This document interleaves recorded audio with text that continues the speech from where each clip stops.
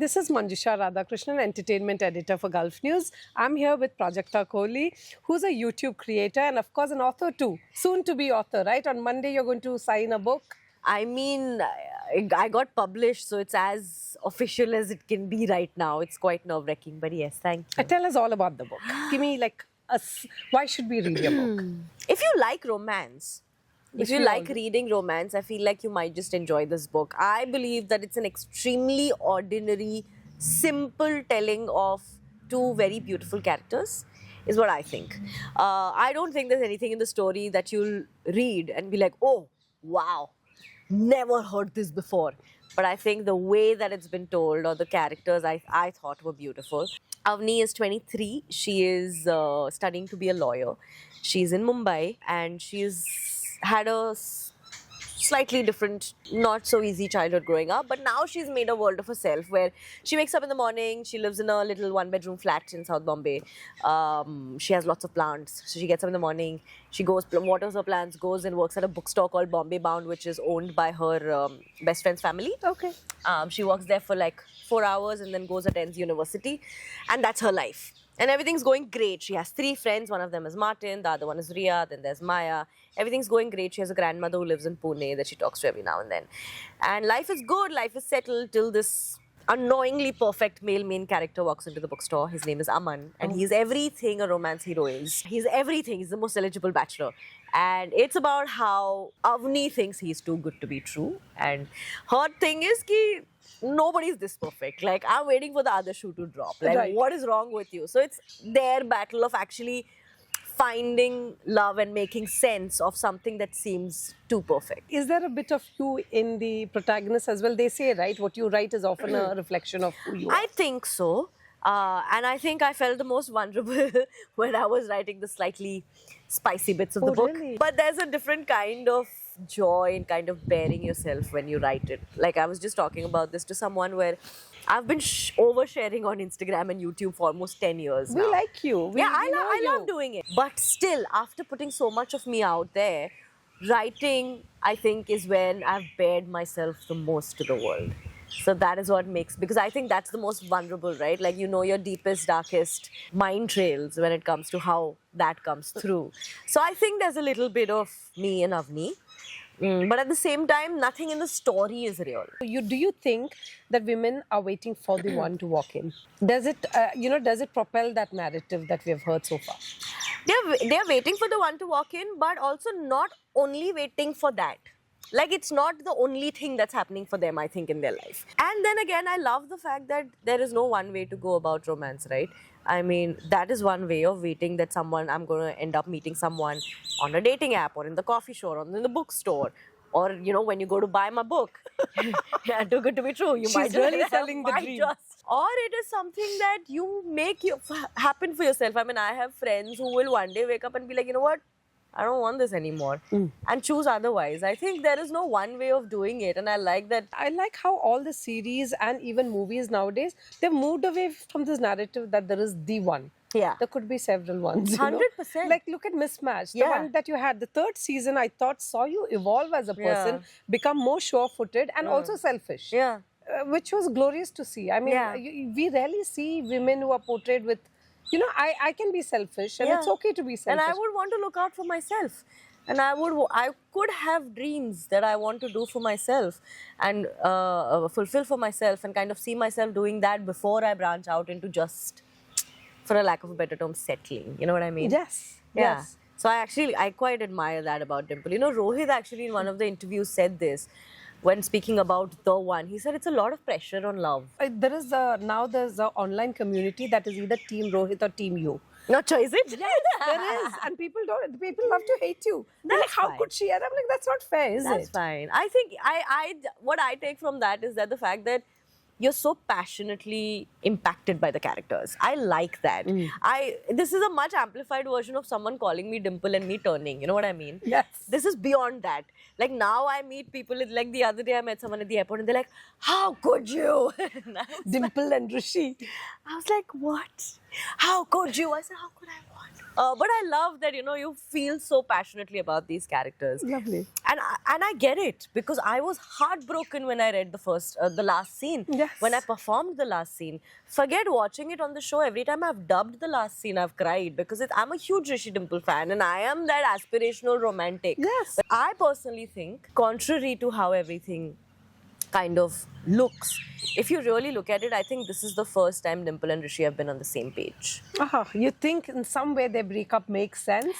This I conscious still don't- uncoupling. It's, I think, conscious. Yeah, I still don't look at it as a breakup, honestly. okay. I don't. Okay. But then again, that's just me as the Yeah. fan of the show. I don't look at it as a breakup. I actually look at it as the first time they've actually seen each other and met each other halfway, where they're like, okay, it's just not the right time. It's the right person, but it's just not the right time. It's all about the timing, isn't it? Exactly. The way everything has happened for them, it has never been a smooth sailing ride, and that is why I think it's fun. When you are like playing all these roles, do you think finally there's a show that represents us, our age?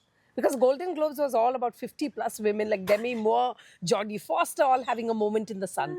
But I think India is still, in the 20s. yeah. I like that as well. In all honesty, I was 26 when I did season 1. You look young. You look remarkably young, by the way. It's like I'm impossible playing to tell your age. 16. I'm 31 right now. No. Yeah. But I 20s, remember early telling the 20s. makers, I said, listen, you need to make more seasons quickly. I'm not going to look 19 for a very long time. When I started playing Dimple, I was 26, when she was 16 in the show.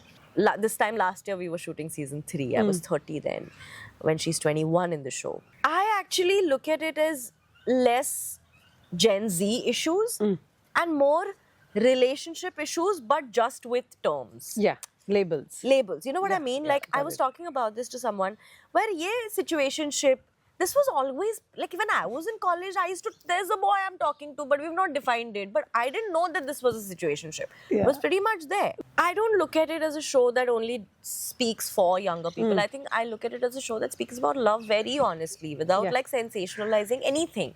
It actually normalizes the good, bad, and the ugly. It actually shows things as they are for the 20-year-olds today, but also for when I was 20. Yeah, My for mother sure. came up to me and she's like, this season especially, I really enjoyed. Yeah.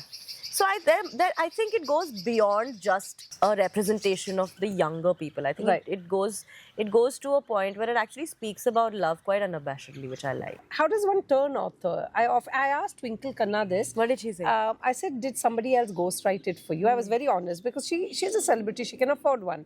And I keep asking, how do you guys have the discipline to write? Because it's not easy to write. You have a full-time job. So how did you manage all of it? So I've always enjoyed writing ever since I was a child. So I grew up a single child. And I enjoyed my solitude a lot. My favorite thing to do is go home. I will do it very happily. So I think it came from a place of worry, where my parents came to me, they're like, hey, why don't you write about your feelings? Like, is everything okay? And I'm like, aren't you glad that I'm not out there like causing trouble? I'm home where you can see me. But that's how I started journaling about my day. Right. I was very young. Right now, 5 years ago, we were moving houses where stacks and stacks of my journals have actually come out. Really? And where every day from 1st, 2nd standard till I think 11th standard I've journaled. So there you go. You have discipline then. So I used to journal every night as a form of self-care, where I always found a lot of peace in putting those thoughts out. And it could be anything. I think that's where my love for writing came from. I thought it was too personal. I had no credit to my name as a writer. So I was very, very scared to put anything out in the beginning. But I used to write, especially when I would travel. And then I would share it with friends. Like I would send it to like GP Karthik, I would send it to Sudeep, and I'd be like, hey, look, I've written this. Yeah. And they were like, why are you not publishing anything on a blog? So then I started putting a few articles out on blogs every now and then. I must have like 8 articles, not more than that. Because I always felt very, like I said, right? That's the Vulnerable, most right? you Yeah. bare yourself Yeah, when you you do. write. Yeah. So during the lockdown, because we had so much time, I was like, you know what? I enjoy doing YouTube, but I want to diversify. I want to do more. I want to do long form content. Like I want to go beyond just creation for YouTube. I want to go into creative production. I want to actually develop shows and sell them to production houses and OTT platforms and directors. Like I want to go and pitch stories I'm writing and see if they want to make something of it. This idea that was supposed to be an 8-part series, I held on too, because I really liked how simple it was. I told the team, I said, let's not put a writer's room together for this. Let me see what I can do with it by myself. But I've never written a screenplay. I've never made PPTs and pitch documents and storyboards before. So I was like, the only way I know of telling a story is by writing blog posts. So I actually started dating the documents and writing dual POVs. So I started telling the story as Avni, who's my female main character, and then moved on to take the story as Aman, who's my male main character. I sent these to the team, and the team was like, Pranita, this looks like chapters. Also, like, I've written it in so much detail, the story is not even halfway through. So they're like, okay, chalo, let's start writing. Let's see where. I said, okay, chalo. In June, where I could tell that now I'm getting a little scared of this, I announced it, because otherwise I can't bring accountability. My audience can do it. You for need me. a deadline. You I work need a on deadline. deadlines. Yeah. Like I need that pressure. Yeah. I need that expectation of my audience from me. Otherwise I can't.